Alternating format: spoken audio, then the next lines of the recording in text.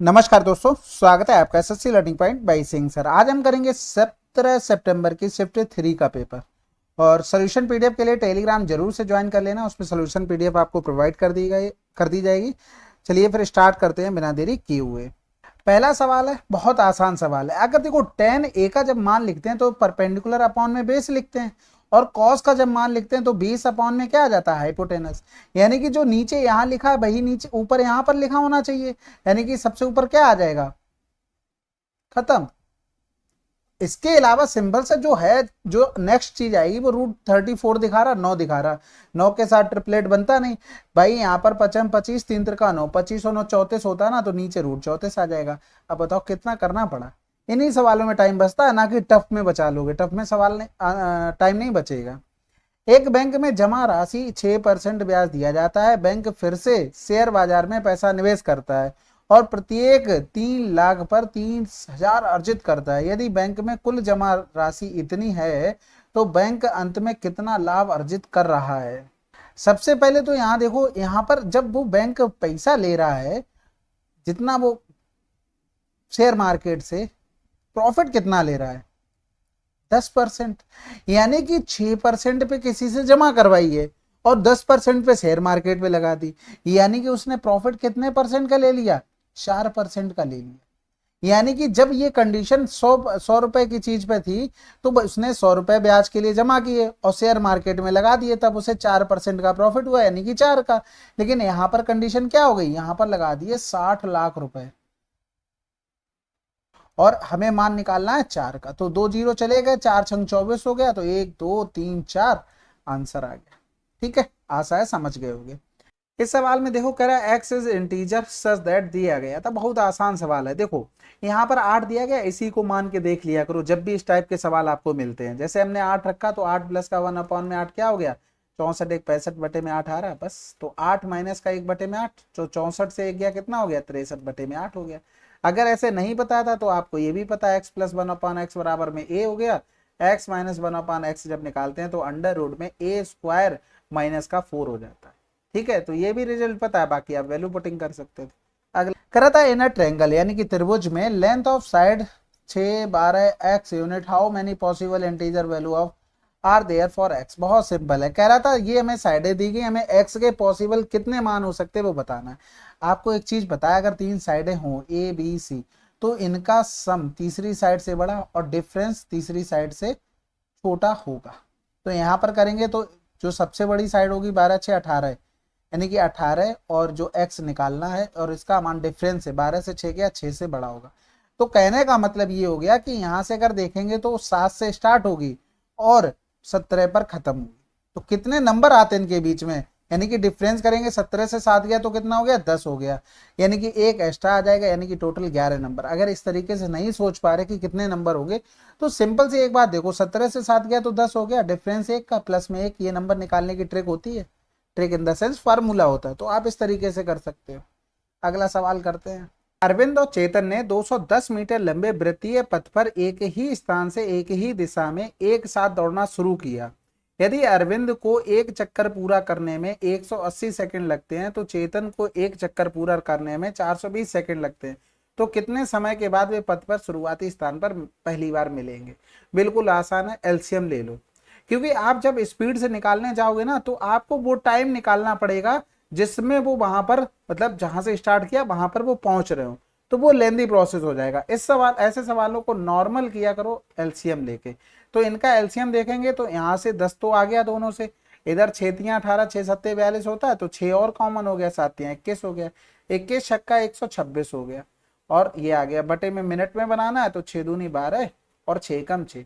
इसके अलावा ऑप्शन इस तरीके से दिए थे, अगर आप स्पीड से भी करना चाहते तो हम क्या कर सकते थे, जैसे पहली कंडीशन में आ जाता 180, या फिर ऐसे कर लो, मिनट में ही कर लेते हैं ना। ये 180 सेकंड को मिनट में करेंगे तो 60 से भाग, तो यहां से आ जाएगा 6×3 = 18, 3 मिनट आ गया पहली कंडीशन में। तो 210/3 हो गया। और इधर करेंगे 210, इसमें भी 60 से भाग कर दिया। भाई ऐसे लिख देते हैं, नहीं तो आदमी यही सोच पाएगा कि भैया कैसे आ गया ये। ये हो गया। और यहाँ पर अगर करेंगे 7 तो इनकी स्पीड आ गई 70, इनकी आ गई 30, यानी कि दोनों एक ही दिशा में, तो माइनस करना पड़ेगा, तो यहाँ पर 210 बटे में 40 आ जाएगा।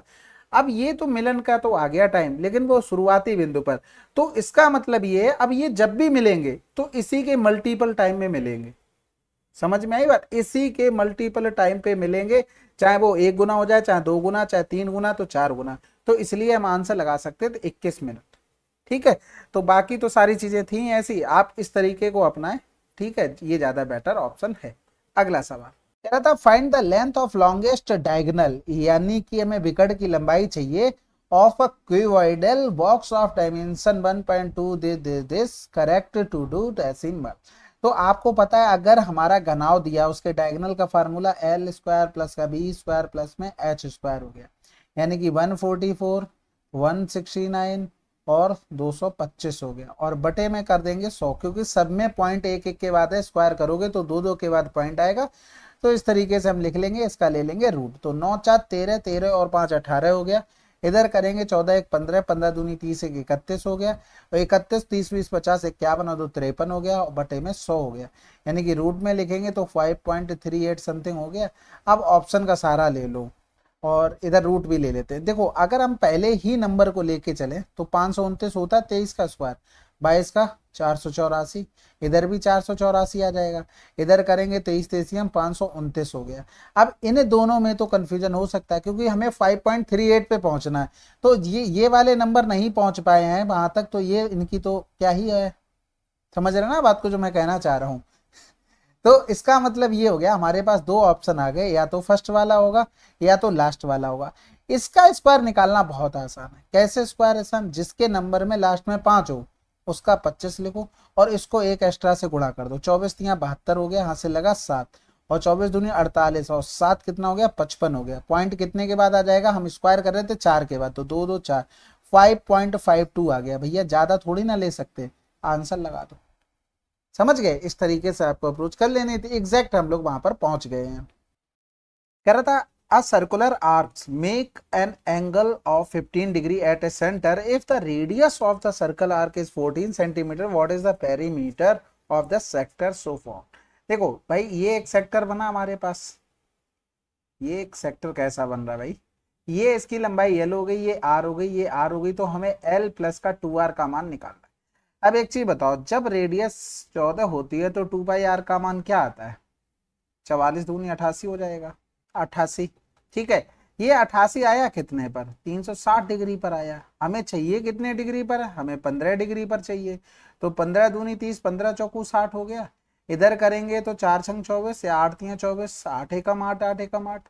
इधर करेंगे तो 3 त्रिका 9 हो गया। ये किसका मान निकल रहा है, ये एल का डायरेक्ट मान निकल रहा है, तो 3 त्रिका 9 और 2 बच गया, फिर 3 त्रिका 9 हो गया, यानी कि 3.3 प्लस का 2 इंटू में 14, 14 दूनी 28, 28 और 3 31.3 समथिंग आंसर आ जाएगा।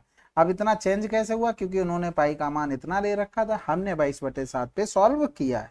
अगला सवाल कह रहा था 2018 की तुलना में 2019 में विद्यार्थियों की संख्या में कितने % की वृद्धि हुई। 2018 से 19 की तुलना में वृद्धि बतानी, तो सबसे पहले तो 140 यहाँ पर थे और 40 बढ़ गए, यानी कि 40 की वृद्धि हुई किसमें, 140 में, गुणे में 100 कर देंगे, यानी कि कैंसिल आउट, 2 दूनी 4, 2 सत्ते 14 हो गया, यानी कि 28.57%।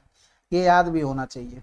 अगला सवाल कह रहा था 2 टैप पाइप थे, टैंक को इतने इतने में भर सकते हैं, जबकि तीसरा पाइप 8 घंटे में खाली कर सकता है। तीनों पाइप एक साथ खोल दिए जाते हैं तो खाली टैंक को भरने में कितना समय लगेगा। तीनों का एलसीएम लेते हैं तो 8 तियां 24, इसका तो 12 तियां 36 हो गया, 72 ले लो, 12 छंग 72, 18 चौक 72, 8 ने 72, यानी कि आंसर आ गया 72। कुछ नहीं किया, जैसा आप करोगे वैसा ही किया। देखो आप एलसीएम लेते, फिर यहाँ पर 12 छंग 72 लिखते, 18 चौक 72 करते, 8 ने 72 करते, ये भरने वाले थे ये खाली करने वाले, इन दोनों को जोड़ते, इनका डिफरेंस करते, तो वही चीज हमने डायरेक्ट लिख ली। ठीक है, अगला सवाल कह रहा था if p is the digit such that this divisible by 11। ठीक है, तो यहाँ पर अगर हम देखेंगे 6 और 9 का डिफरेंस -3, 5 और 4 का डिफरेंस 1 आ गया, यानी कि p का मान ऐसा होना चाहिए कि यहाँ पर -2 आ रहा है तो इसको वो 0 बना दे, क्योंकि 11 की डिविजिबिलिटी के लिए 0 चाहिए या तो 11 चाहिए। तो इन पे यहाँ पर अगर हम p की जगह 2 लिख देते तो इन दोनों का सम क्या आ जाएगा, 0। आंसर लगा, इसी तरीके से चेक कर लिया करो। ठीक है, सिंप्लीफाई करना है, सबसे पहले तो डिवाइड का साइन करेंगे, तो 7/6 प्लस में 4/9 गुणे में 3/5 प्लस में 1/16, तो 3 त्रिका 9, 4 चौकू 16 हो गया। इधर करेंगे तो 5 चौकू 20, 20 × 60 हो गया, यानी कि 60 70, तो माइनस का 70 हो गया और प्लस में 1 हो गया, बटे में 60 हो गया। अगला सवाल देखो भाई, यहाँ पर दिया गया था ये और पूछा गया था डिवाइड करना है इससे, तो देन द रिमाइंडर इज, कुछ नहीं होता ऐसे सवालों में, m बराबर 2 पुट कर दो, जो भी सोल्यूशन आएगा आंसर। 2 की पावर 5 करेंगे तो 32 हो जाएगा, 2 की पावर 4 यानी कि 16×5 = 80 और 6 प्लस का 7, इनको करेंगे ये प्लस का 1, 8 3 11 110 और 2 112 और एक जोड़ देंगे 113, डायरेक्ट आता है रिजल्ट। ठीक है, sine theta plus cos theta बराबर इतना, हमें बताना कॉट थीटा का। ये कॉस थीटा है ना, इधर उठाकर डिवाइड कर दो, यानी कि टेन थीटा प्लस का 1 बराबर में हो गया √3, तो ये इधर आ जाएगा, यानी कि टेन थीटा √3 माइनस का 1, तो ये जस्ट अपोजिट होगा टेन थीटा का, ऊपर नीचे कर दो √3 + 1, √3 प्लस कंजुगेट से गुणा, तो ये √3 + 1 नीचे a - b, a + b का फार्मूला बन जाएगा आंसर। अगला सवाल कह रहा था इतने रुपए लीटर वाले 42 लीटर दूध को 40 रुपए प्रति लीटर वाले 28 लीटर दूध के साथ मिश्रित किया जाता है, तो मिश्रण का औसत मूल्य क्या होगा। तो भैया देखो, यहाँ पर अगर देखेंगे 28, यहाँ पर 42, तो 7 छक्का 42, 7 चौक 28, यानी कि 14 दूनी 28, 14 तियां 42 भी कर सकते हैं। ठीक है, तो 3 का प्राइस 25 था और 2 का प्राइस 40 था, जस्ट नॉर्मल एवरेज गुणा करेंगे तो 25 तियां 75 हो गया, 40 दूनी 80 हो गया, यानी कि 155 हो गया, और टोटल क्वांटिटी अब हमारे पास 5 थी, हम 5 पे ही काम कर रहे हैं आंसर। ये तो नॉर्मल सवाल होते हैं, ऐसे ही कर लिया करो। कह रहा था सी के लिए शेयरों की निम्न दरें स्थित स्टॉक एक्सचेंज में जो कंपनी के शेयरों की निम्न दरों के औसत से कम है। तो सबसे पहले तो हमें सेम कंपनी की एवरेज निकालनी पड़ेगी, यानी कि सी के लिए बात कर रहा था और लो रेट पे बात चल रही थी, ये रहा हमारे पास। अब एक चीज बताओ, यहाँ पर आपको 175, 180 और 185 में एवरेज नहीं दिख रहा है कि नॉर्मल ये आ जाएगा, क्योंकि यहाँ देखो इधर भी 5 बढ़ा, इधर भी 5 बढ़ा, तो एवरेज तो 180 ही है। और वो ये कह रहा था कि स्थित स्टॉक एक्सचेंज में उसी कंपनी के शेयरों की निम्न दरों के औसत से कम है, तो खत्म हो गया हैदराबाद। ठीक है, कह रहा था त्रिभुज एबीसी में डी बीसी का मध्य बिंदु है। ठीक है, डी बीसी का मध्य बिंदु है, A B C D BC का मध्य बिंदु है, यानी कि ये दोनों बराबर है। कह रहा था डीएल एबी पर लंब है, डीएल एबी पर लंब है, यानी कि इस तरीके से। ठीक है, परपेंडिकुलर हो गया। फिर कह रहा था डीएम एसी पर परपेंडिकुलर है, डीएम एसी पर परपेंडिकुलर है, ये डीएम हो गया और ये डीएल हो गया। कह रहा था कि डीएल बराबर डीएम, यानी कि डीएल बराबर में डीएम हो गया, तो त्रिभुज समद्विबाहु त्रिभुज है। देखो सिंपल सी बात, एक देखो, जब ये दोनों भुजाएं बराबर हो गई, ऐसे करो 3 की लाइन, ठीक है, तो ये जो दोनों ट्रेंगल है ना, ये आरएचएस से क्या हो गए, कॉन्ग्रुएंट हो गए। तो कॉन्ग्रुएंट हो गए तो बस खत्म हो गया सवाल, क्योंकि आपको पता है कि यहाँ पर अगर ये एंगल थीटा होगा तो ये एंगल भी थीटा होगा, ये अगर अल्फा होगा तो ये भी अल्फा होगा, तो हमें कॉन्ग्रुएंसी से ये चीज पता लग गई। और ये दोनों ट्रेंगल ट्रेंगल कैसा हुआ, पूरा समद्विबाहु त्रिभुज हुआ, यानी कि आइसोसेलेस ट्रेंगल। अब इसमें देखो, अपनी तरफ से वैल्यू रख के मत कोशिश करना कि समबाहु त्रिभुज आप प्रूव कर दो, काफी लोग भेजे भी थे कि इक्विलेटरल ट्रायंगल होगा, भाई ऐसा नहीं होता है। थीटा आपने प्रूव कर लिया, दोनों थीटा बराबर है, आपको ये थोड़ी ना पता थीटा की वैल्यू क्या है, तो इस चीज से आप अवॉइड करें। आप इन जनरल देखा करो, जो मिल गया वो आंसर लगाओ, खत्म करो। आप तो फिक्स आप वैल्यू पुटिंग कर रहे हैं, 60 रख के आप उसको करना चाहते हैं कि समबाहु त्रिभुज बन जाए, ऐसा नहीं होता।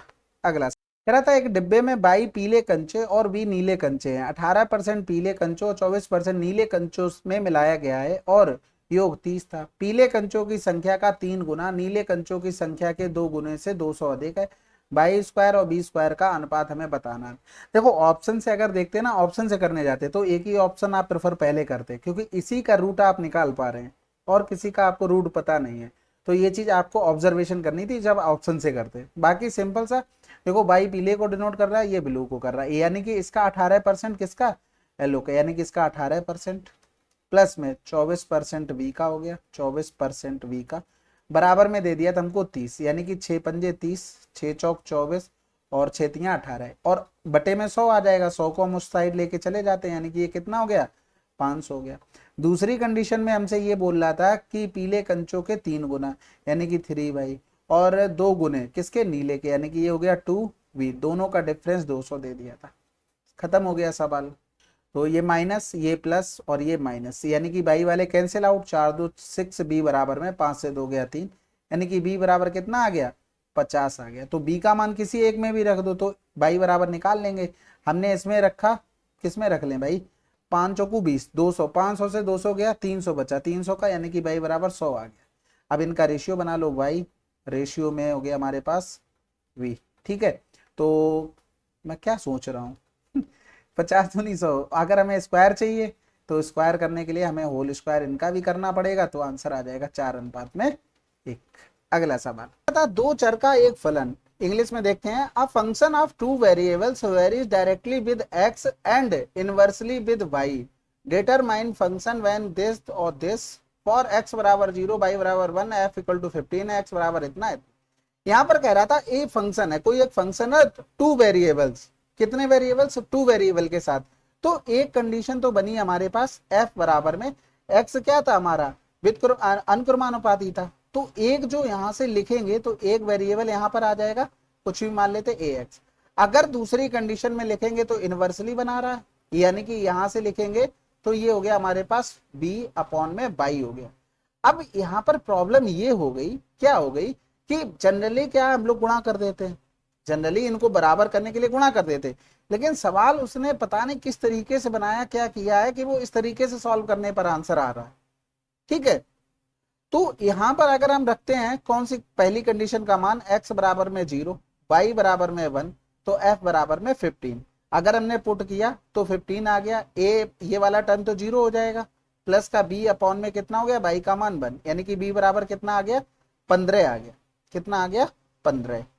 अब दूसरी कंडीशन वाला ये मान रखते हैं, तो यहाँ पर f बराबर कितना है, 2 है, जब हमने रखा x बराबर 1, y बराबर 15 और f बराबर में 2, तो 2 हो गया। a का मान हमें निकालना, x 1 हो गया, प्लस में b का मान हमारे पास 15 आ गया, और y का मान यहाँ पर कितना दिया, 15 दिया, तो इधर ये कट गया, 1 आ गया, यानी कि यहां से करेंगे तो a बराबर 1 उधर चला जाएगा, तो 1 आ गया यहाँ पर निकल कर।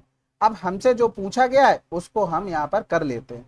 ठीक है, इसी इक्वेशन में मान रखना है, f का मान निकालना है, और किसके लिए निकालना है, पहली कंडीशन जिसके लिए हमसे पूछा गया था, y बराबर 3, तो f बराबर क्या होगा। तो यहाँ पर a का मान हमने 1 निकाला, 1 इंटू में 5 हो गया, प्लस में b का मान 15 बटे में 3 हो गया, तो ये हमारे पास 10 आ गया। ठीक है, तो इसको चैलेंज करना, देख तो क्या आता है रिप्लाई वगैरह। ठीक है, तो चैलेंज करना होगा, तो कर चुका होगा, अब तो टाइम भी चला गया होगा ना। चलो देखो, चैलेंज किया होगा तो कुछ ना कुछ तो बोनस मिल ही जाएगा। बाकी अगला सवाल कर रहा था, अजय ने अपनी आय का इतना % विभिन्न घरेलू मदों पर खर्च किया, यदि उसकी आय में इतनी बढ़ोतरी, व्यय में इतने के, तो हमें बचत बताना है। देखो 66 सही 2/3 का मतलब होता है 2/3, यानी कि उसकी अगर इनकम 3 है, इनकम 3 है, तो सेविंग कितनी होगी और एक्सपेंडिचर कितना होगा भाई, 2/3 खर्च कर दे रहा तो सेविंग 1 होगी। आय में 25% की वृद्धि होगी, व्यय में 20% यानी कि खर्च में, और हमें इसका निकालना था। ये सिंपल तरीका आपको बताया था, 25 तियां 75, एक्स हो गया, 20 दूनी 40 हो गया, इधर डिफरेंस करेंगे तो 5, 7 से 4 गया तो 3, ये डायरेक्ट निकल कर आ जाता है। अगला सवाल करा था, वर्ष 2016 से 20 तक निर्माता क्यू के द्वारा बेची गई मोटर बाइकों की कुल संख्या और निर्माता यस के द्वारा बेची गई मोटर बाइकों की कुल संख्या का अनुपात बताइए। 16 से 20, यानी कि हमें पूरी ही बात करनी पड़ेगी। सबसे पहले तो क्यू और एस, यानी कि क्यू पर अगर पहुंचते हैं तो लास्ट में तो 0 इसमें भी आना है और एस में भी आना, तो 0 से मतलब नहीं। बाकी 8 9 8 17, 17 1 18, 18 1 19, 19 और 3 22 हो गया, हाथ से लगा 3 हो गया। ठीक है, सॉरी 2। अगर हम एस को देखेंगे तो यहाँ पर 2 3 2 5 5 4 9 9 5 14 की 4, हाथ से लगा 1 हो गया। अब एक चीज देखना, ऑप्शन से हमें सेम नंबर, मान लो कुछ भी रेशियो हमने यहाँ पर निकाला, कैंसिल आउट करते चले आए, तो एक चीज बताओ, यहाँ से हम इस पर पहुंच सकते हैं ना, क्योंकि वो उसी नंबर से निकल के आया है, और इससे भी हम इस पर पहुंच सकते हैं। लेकिन आपको एक चीज पता है कि सेम नंबर से हमें मल्टीप्लाई करना होगा।